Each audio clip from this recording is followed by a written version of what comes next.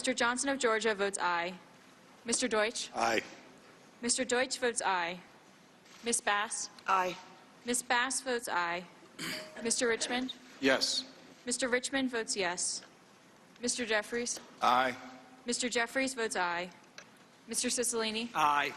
Mr. Cicilline votes aye. Mr. Swalwell? Aye. Mr. Swalwell votes aye. Mr. Liu? Mr. Raskin? Aye. Mr. Raskin votes aye. Ms. Jayapal? Aye. Ms. Jayapal votes aye. Ms. Demings? Aye. Ms. Demings votes aye. Mr. Correa? Yes. Mr. Correa votes yes.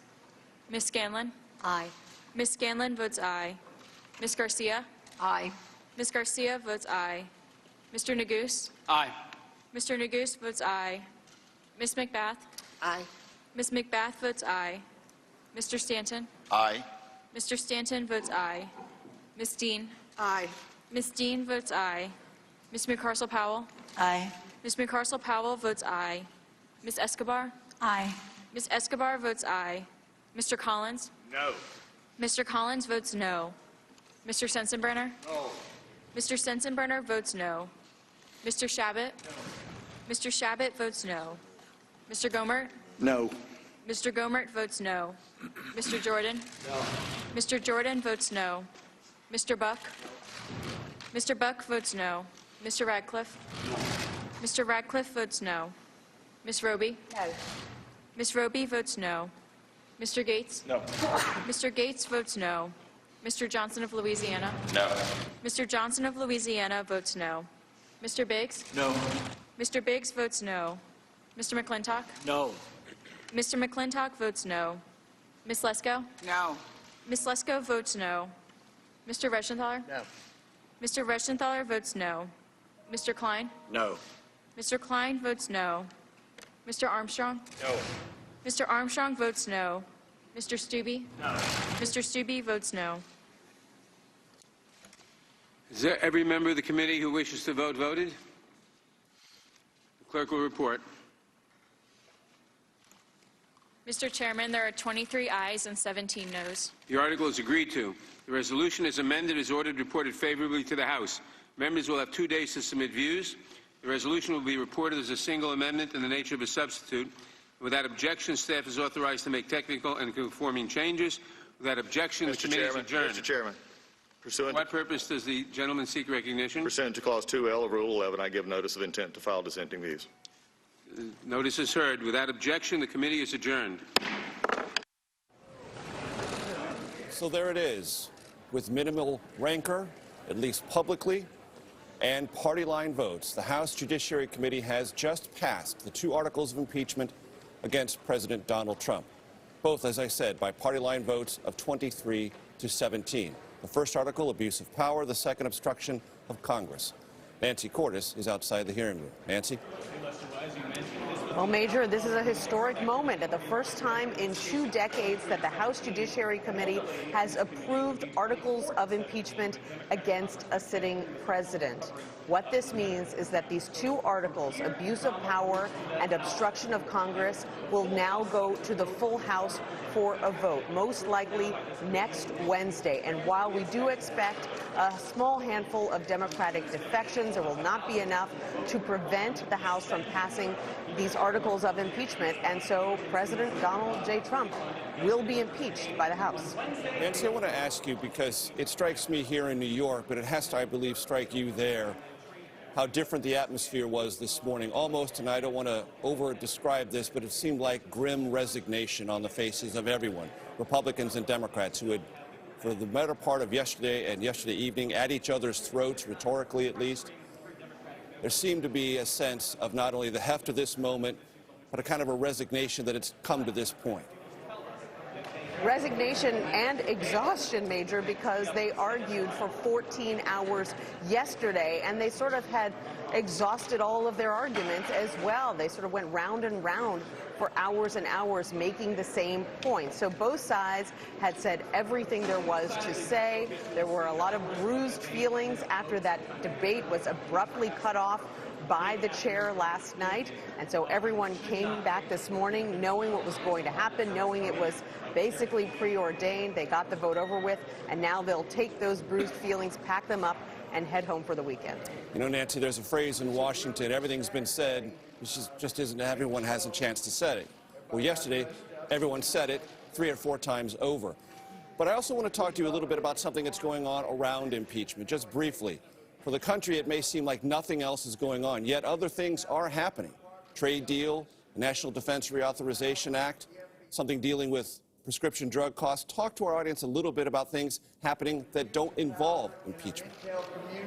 Right. There was a very momentous agreement this week between Democrats and the White House and Mexico and Canada, a new trade agreement that will be voted on by the House on a bipartisan basis next week, and then it will go to the Senate. But, Major, you cannot ignore the shadow that is cast by impeachment on this Capitol. The Senate Majority Leader, Mitch McConnell, says he can't take up that trade deal until after he gets through impeachment in the Senate. So we do expect that the Senate will come back in January, will hold a trial. The Senate Majority Leader himself is now openly trying to convince the president, is talking about it on television, hoping that the president will hear him, that a shorter trial would be best, both for the president and for the process. So perhaps a week or 2 before he can move on to those bipartisan legislative priorities like that trade deal.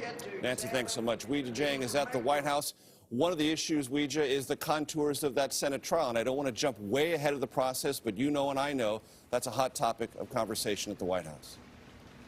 It is, Major, even though we are learning that there is disagreement between what the legal team wants and what President Trump has very publicly said he is almost demanding because he believes it will help his case. The president has said that he wants to see live witnesses on the stand. He believes that will bolster his case in the court of public opinion, allow the Republicans to play this all out again, and that he will be exonerated.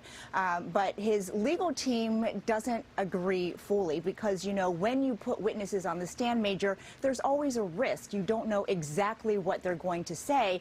And sources here at the White House point to exactly what happened when Acting Chief of Staff Mick Mulvaney spoke before reporters and made several mistakes. And he still, to this day, has to answer to those. And so, you know, another point that they continue to make is that the president can say what he wants all day long, but it's not up to him. This is going to be a decision that Senate Majority Leader Mitch McConnell makes, of course, with other senators, with his caucus, and, you know, they will set the parameters of a trial. And the thinking is, look, if we already know what the end result is going to be because of simple math, then what's the point of playing this out? Because, by the way, during a trial, Democrats will have another chance to present their side of the story as well. But regardless of whether there's a trial or not, one thing will stay the same, and that is what the president continues to say to the American people. I saw you this morning providing analysis, and you're right. He is hammering home the same points over and over and over, and Republican strategists believes that they are succeeding in painting this entire process as a partisan stunt, as an attempt by the Democrats to undermine this presidency. And both sources in the campaign and here at the White House confidently tell me they really believe that Mr. Trump is going to become the first impeached president to ever win re-election. Of course, that is a long way from now, but they really believe that this is helping their case. And we use this phrase, Weijia, historic, all the time, and maybe some of our viewers ask themselves, well, it doesn't feel historic. Well, it is. Having an impeachment this close to a re-election campaign is without precedent in American history. And you touched on the politics, and there are elements of this that are non-political. The White House decided not to cooperate with this investigation, not to allow witnesses to appear, and not to provide documents. That became the underlying motive behind the second article of impeachment, obstruction of Congress. And yet, the White House, if I hear you correctly, believes that was not only the better legal strategy, it's emerged as a potentially beneficial political one as well. Well, sure, that's the argument that they're making, but the problem is now that we are approaching a Senate trial, they have to face up to that. And, you know, President Trump has already said that he did not want to participate, he did not want to have witnesses take the stand during the House proceedings because he believed that was an illegitimate process. And he has said he thinks he can have a fair trial in the Senate. So if you follow that logic, then Mr. Trump would be encouraging Mulvaney and others in his inner circle who know exactly what was happening when he was having those conversations with Ukraine to take the stand. But so far, he hasn't committed to that. And we have certainly asked him, as well as his senior advisors, whether or not he'll be open and actually want those people to defend him if there is a Senate trial. And so this could backfire. We'll have to see. But you bring up a great point, Major, because, you know, sources have said one of the big problems that Democrats created for themselves is that they tossed around the word impeachment from almost the moment he took office. And so the gravity that is typically linked to impeachment is not here because they believe the public is now desensitized. But certainly it is historic and very grave. Rita Jang at the White House, thank you so much. Our impeachment coverage will continue on our 24-hour streaming network. That's CBSN. You can watch it at cbsnews.com or on our CBS News app. There will be, of course, more to come on your local news station and on this CBS station, and tonight on the CBS Evening News with Norah O'Donnell. Many of you will return now to CBS This Morning. This has been a CBS News special report. I'm Major Garrett, CBS News, New York. For news at Fraser's in Hempstead.